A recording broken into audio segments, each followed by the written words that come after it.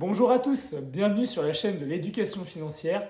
Aujourd'hui, on va parler du PEA. J'entends souvent autour de moi que malheureusement, il est impossible d'acheter des actions étrangères grâce à son PEA. Mais du coup, la plupart des gens préfèrent acheter des actions françaises parce qu'elles veulent absolument bénéficier de cette carotte fiscale que propose le PEA. En gros, je préfère avoir peut-être un peu moins de performance, mais au moins je gagne sur les impôts. Mais est-ce que tu savais que d'une certaine façon, tu pouvais quand même, grâce à ton PEA, acheter par exemple des actions américaines? Et c'est ce qu'on va voir tout de suite.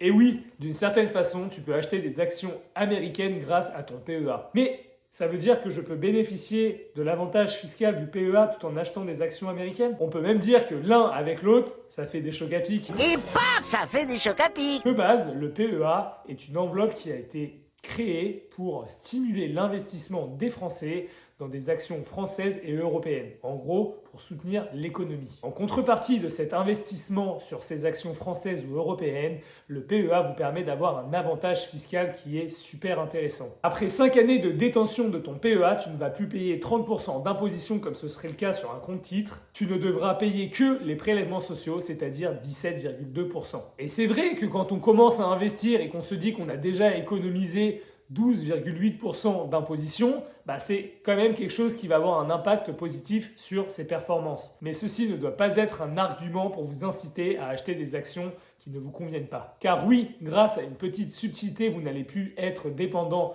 des actions européennes ou françaises, mais vous allez bien pouvoir, grâce à votre PEA, acheter des actions étrangères. Dans cette partie, on va voir pourquoi souvent il est plus intéressant d'investir à l'étranger plutôt qu'en France. Bien sûr, ceci n'est pas un conseil en investissement. Je suis simplement un investisseur particulier qui partage ses compétences et ses connaissances boursières que j'ai eu la chance de travailler depuis plus de 5 ans. Je ne dis pas ici qu'il ne faut absolument pas investir sur des actions françaises ou bien même sur un ETF 440. Vous allez pouvoir y trouver effectivement une certaine performance et des actions qui peuvent être très intéressantes sur le long terme. Il ne faut pas oublier que la France, ce n'est pas le monde entier et qu'il existe également d'autres marchés qui sont pour moi beaucoup plus intéressants d'un point de vue performance. Et quand on prend un peu de recul, on se rend compte qu'effectivement, la France n'est pas plus grand qu'un seul des États des États-Unis. Pour vous donner un exemple, cette année, le CAC 40 fait une performance négative. Effectivement, il a diminué de 4,19%, tandis que l'indice boursier américain S&P 500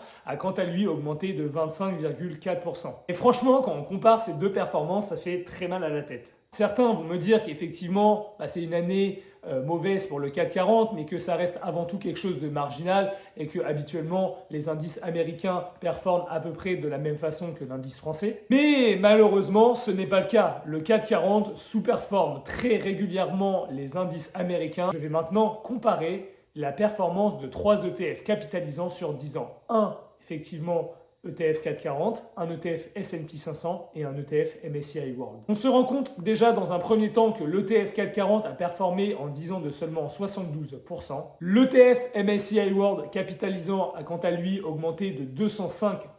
Et pour finir, l'ETF S&P 500 a quant à lui augmenté de 243% en 10 ans. Bon, franchement, il n'y a pas photo quand même sur les performances. Après, c'est sûr, les performances passées ne prédisent pas les performances futures, mais on se rend bien compte que effectivement, les tendances boursières étrangères surperforment les tendances boursières françaises. Libre à chacun d'investir son argent comme il le souhaite, mais je pense que cette tendance va malheureusement s'accentuer plutôt que se réduire. Maintenant que l'on a vu pourquoi il était plus intéressant pour vous d'investir à l'étranger d'un point de vue performance, on va voir comment vous allez pouvoir acheter des actions étrangères sur votre PEA. Parce que oui, de base, sur un PEA, vous ne pouvez acheter que des actions françaises ou européennes ou encore des produits financiers européens. Et c'est exactement dans cette petite subtilité que vous allez pouvoir vous exposer à des actions étrangères. Bon, alors après, c'est vrai, ne me faites pas mentir, on ne peut pas acheter directement des actions étrangères sur un PEA. On ne peut pas acheter des actions Tesla, on ne peut pas acheter des actions Apple ou encore Microsoft. Mais comme je l'ai dit, vous allez pouvoir acheter des indices, en gros des ETF.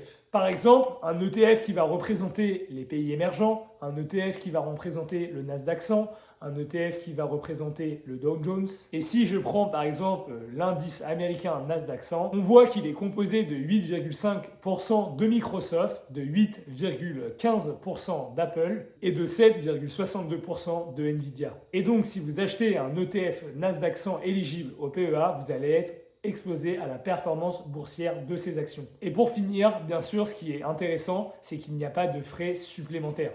Vous n'allez pas vous faire assassiner en utilisant cette astuce sur votre PEA. Maintenant, vous allez me dire comment pouvoir trouver ces ETF. Alors, il existe de nombreux sites où ces derniers sont référencés. Vous allez trouver les ETF qui sont éligibles au PEA. Moi, personnellement, j'utilise beaucoup Zone Bourse ou encore Boursorama. Mais voici une petite liste des ETF qui sont pour moi les plus intéressants à ajouter sur un PEA. Que ce soit en termes de frais ou encore en termes de performance. Si le concept d'ETF n'était pas quelque chose de familier, j'ai fait une vidéo à ce sujet où notamment j'explique comment choisir un bon ETF. Si tu as apprécié la vidéo, n'hésite pas à t'abonner, je sors une vidéo toutes les semaines et il est temps pour moi de te souhaiter une excellente journée.